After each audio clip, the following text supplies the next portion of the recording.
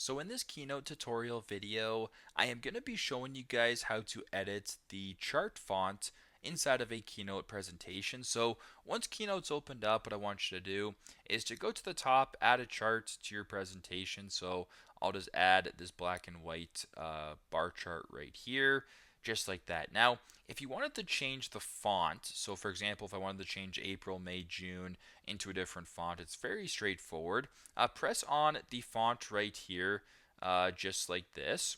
Once that is done, I'll just go ahead and press on all of them right here, just so it's a little bit easier to see. I'm going to go to where it says font on the right, so it should open up automatically.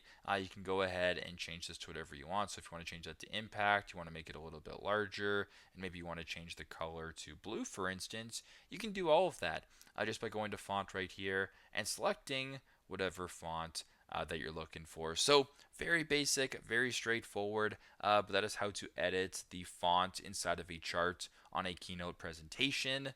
Thanks again for watching, and I hope this video helps.